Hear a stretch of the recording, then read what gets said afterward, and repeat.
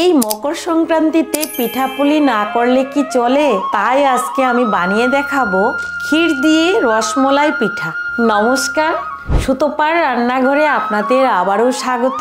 এই মকর সংক্রান্তির সবাইকে শুভেচ্ছা ও ভালোবাসা। সবাই এনজয় করবেন এই মকর সংক্রান্তিতে। সম্পূর্ণ ভিডিওটা তাহলে দেখতে থাকুন। প্রথমেই চুলাটা জ্বালিয়ে একটা কড়াই বসিয়ে দিলাম। এখন আমি কেনা চালের গুঁড়ো এখানে 4 কাপ নিয়েছি, কড়াইতে হালকা ভেজে নেব। আর এদিকে আমি খানিকটা জল বসিয়ে দিলাম গরম করে কাই করে নেওয়ার জন্য চালের গুঁড়োটাকে। আর এই জলে দিয়ে দিচ্ছি 1/2 চামচ লবণ।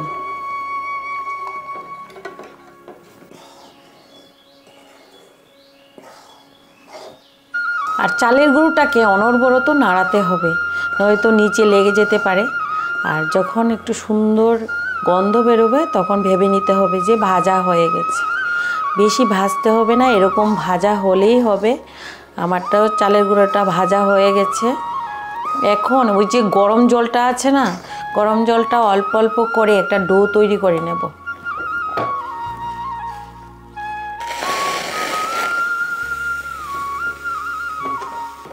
এই গরম জলটা অল্প অল্প করেই দিতে হবে, একবারে দিতে যাবেন না, নয়তো নরম হয়ে যেতে পারে।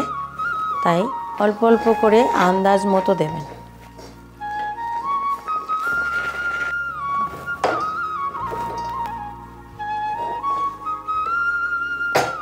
এখন কিছু সময়ের জন্য এইভাবে ঢাকা দিয়ে রেখে দিতে হবে। কিছু সময় পরে ঢাকাটা উঠিয়ে আমি এখন ডোটাকে ভালোভাবে মেখে নেব।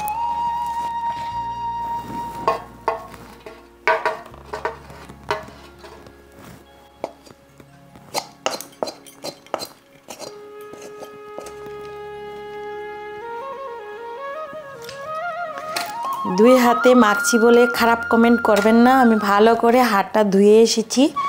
আর একটা ঠান্ডা জল নিয়ে নিয়েছি, বারবার হাতটা এরকম করে চুবা দিয়ে তারপরে মাখবেন, কেননা হাতে গরম লেগে যেতে পারে। পিঠা খেতে তো সহজ, বানাতে খুবই কঠিন।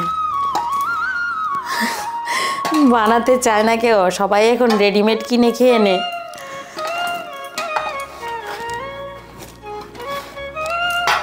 মাখানোটা আমার হয়ে গেছে, এরকম মাখানো হলেই হবে। তা আমি একটু হাতে ঘি লাগিয়ে নিচ্ছি পিঠার শেপটা দেওয়ার জন্য।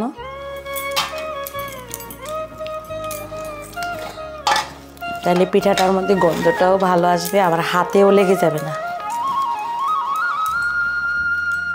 এখন একটা একটা করে বানিয়ে দেখাচ্ছি।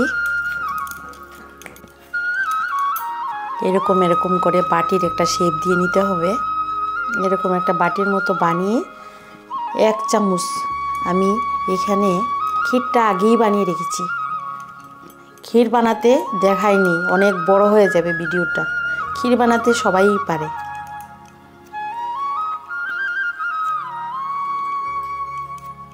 আমি দুধ দিয়েছি, গুঁড়া দুধ দিয়েছি, 1 চামচ চালের গুঁড়ো দিয়েছি ক্ষীরটা বানানোর জন্য।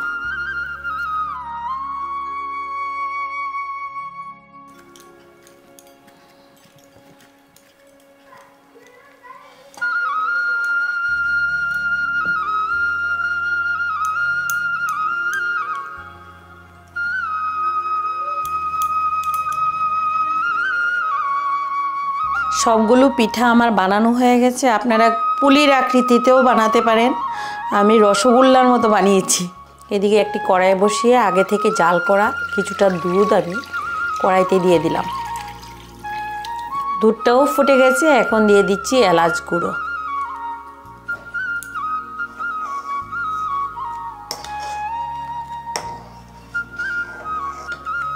দুধটা বেশ ঘন হয়ে গেছে, এখন আমি একে একে পিঠাগুলো ছেড়ে দেব।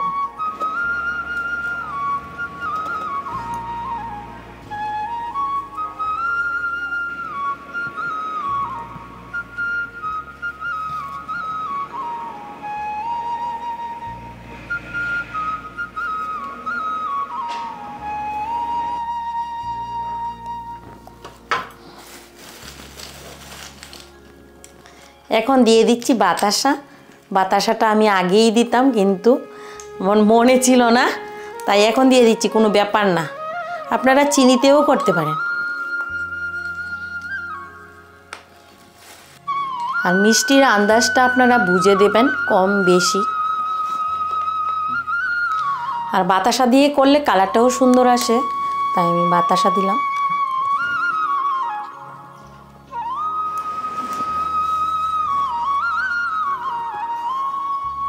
পিঠাটা হয়ে গেছে আমার, এখন আমি একটা পাত্রে নামিয়ে নিচ্ছি।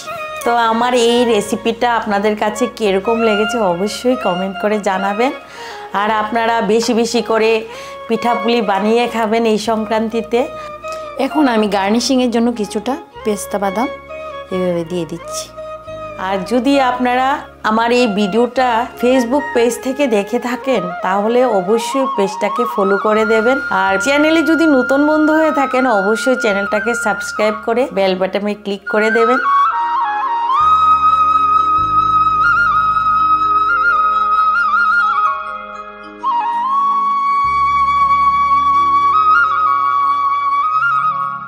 এখন আমি একটা কেটে দেখাচ্ছি।